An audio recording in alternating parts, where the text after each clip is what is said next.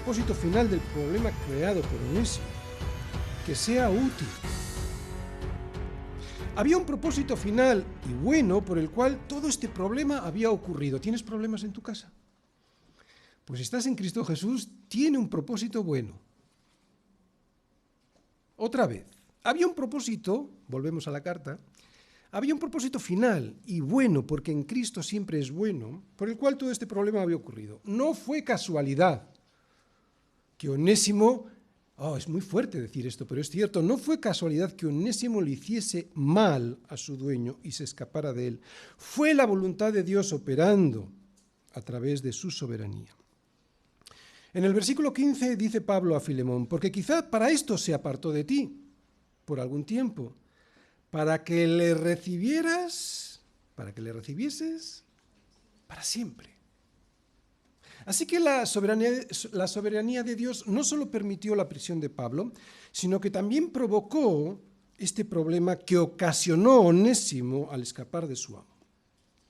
Y lo hizo Dios en su soberanía para que la restauración de Onésimo fuese definitiva, completa, no con manchas como antes, que era un siervo inútil, para que las cosas se hiciesen bien desde el principio, para que así fuese recibido en casa de Filemón para siempre, ya útil y restaurado.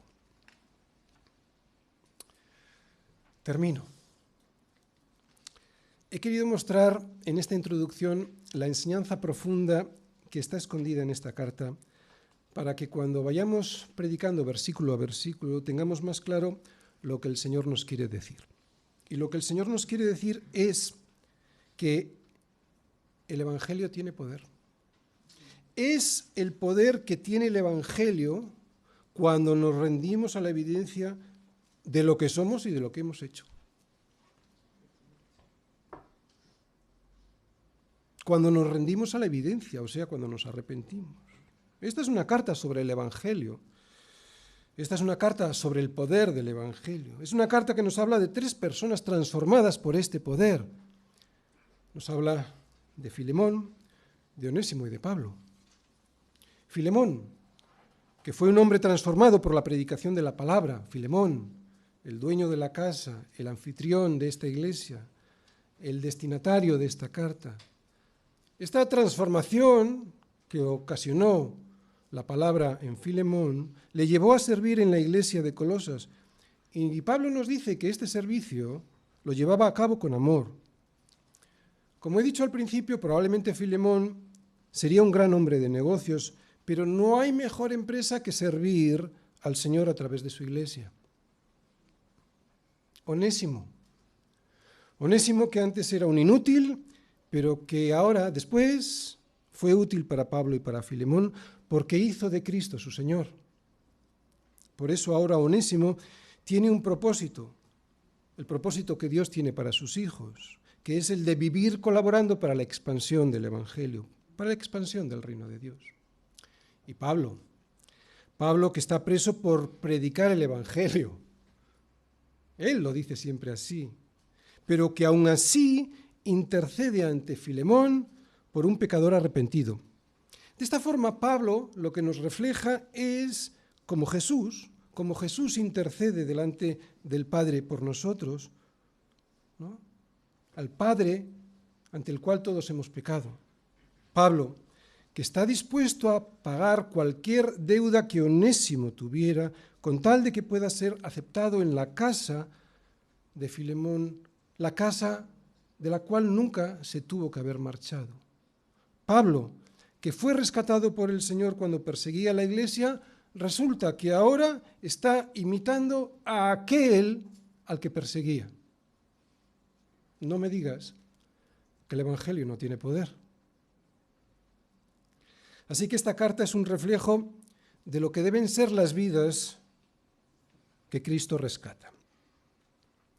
En la iglesia nos amamos porque Dios nos amó primero.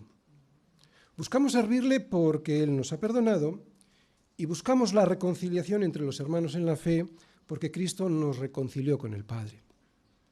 Esta es la actitud de la iglesia, el amor de los unos con los otros, y este es su mensaje, la reconciliación de todos con Dios. Pablo les dijo a los colosenses: vosotros, que también en otro tiempo erais extraños y enemigos en vuestra carne, haciendo malas obras, ahora os ha reconciliado. ¿Dónde? En su cuerpo de muerte, por medio de la muerte, para presentaros santos y sin mancha e irreprensibles delante de él. Claro, si es que permanecéis fundados y firmes en la fe y sin moveros de la esperanza del Evangelio que habéis oído, el cual se predica en toda la creación que está debajo del cielo, del cual yo, Pablo, fui hecho ministro. Es la predicación de la palabra la única que puede reconciliar al hombre con Dios. Ni filosofías, ni psicologías, ni ideologías. Es la predicación de la palabra la única que puede reconciliar al hombre con Dios, de la misma manera como lo hizo con Pablo y de la misma manera como lo hizo con Filemón y con Onésimo. Lo asombroso de la palabra de Dios es que otorga misericordia a quien no se la merece, o sea, a todos, porque nadie la merecemos, con tan solo una condición: aceptarla. Y no es fácil aceptarla. No es fácil aceptarla porque nuestro orgullo nos lo impide. Y no solo no la aceptamos por el orgullo de pensar que no la necesitamos, sino que también no la aceptamos porque queremos seguir viviendo como nos da la gana. Por eso Onésimo es un ejemplo de rendición al Señor. Él reconoció su error, se arrepintió y estuvo dispuesto a ser castigado por su amo Filemón. Pero Pablo intercedió por él para que así no fuese, y estamos seguros de que Filemón le perdonó. ¿Ya te has reconciliado con Dios? ¿Hay alguien aquí que todavía no sabe que anda escapándose de Dios y que por lo tanto está perdido en esta ciudad? Pues no necesitas nada más que rendirte a aquel que puede abogar por ti, que puede interceder por ti, que puede mediar por ti ante el Padre, a quien le has robado la gloria. Y todo por no querer reconocer quién es Él, Dios sobre todas las cosas. Déjate alcanzar por Cristo, déjate ser rescatado por Él. No sigas vagando por Roma de relación en relación, de fornicación en fornicación, de negocio en negocio, de engaño en engaño, hasta la destrucción total de tu vida. Vuelve a casa, a tu casa, con una carta de Jesús en tu mano, una carta en la que te defiende y que se compromete a pagar por tus faltas para que la misericordia de Dios se derrame sobre tu vida. Y si tú ya has sido rescatado por Dios a través de Cristo, no te muevas de esa esperanza, la esperanza del Evangelio que ya has oído, el cual se predica por toda la creación que está debajo del cielo, del cual yo, Tony, fui hecho ministro. Y para terminar, quiero volver a leer unas palabras que Pablo le dirige a Filemón en esta carta. Palabras que son las que a mí más me impresionan de toda esta pequeña epístola. Vamos todos a los versículos que van del 10 al 12 y también del 15 al 19, porque es allí donde yo veo a Jesús defendiéndome y además haciéndolo todos los días ante el Padre. Versículos 10, 11 y 12. Te ruego por mi hijo Tony, a quien engendré en mis prisiones, en la cruz, el cual en otro tiempo te fue inútil, pero ahora a ti y a mí nos es útil, el cual vuelvo a enviarte. Tú, pues, recíbele como a mí mismo. ¡Wow! ¿Has escuchado eso? Recíbele como a mí mismo, dice el Señor. Seré recibido con su misma justicia, la de Cristo, revestido con su misma santidad,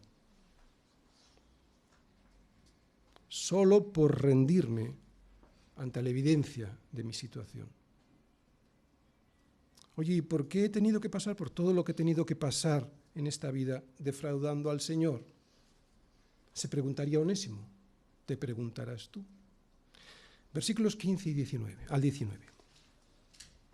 Porque para quizás esto se apartó de ti por algún tiempo, para que le recibieses para siempre, no ya como esclavo, sino como más que esclavo, como hermano amado, mayormente para mí, pero cuanto más para ti, tanto en la carne como en el Señor. Así que, si me tienes por compañero, recíbele como a mí mismo.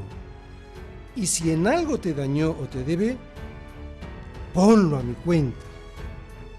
Yo, Pablo, lo escribo de mi mano, yo lo pagaré. Y lo pagó sobre una cruz.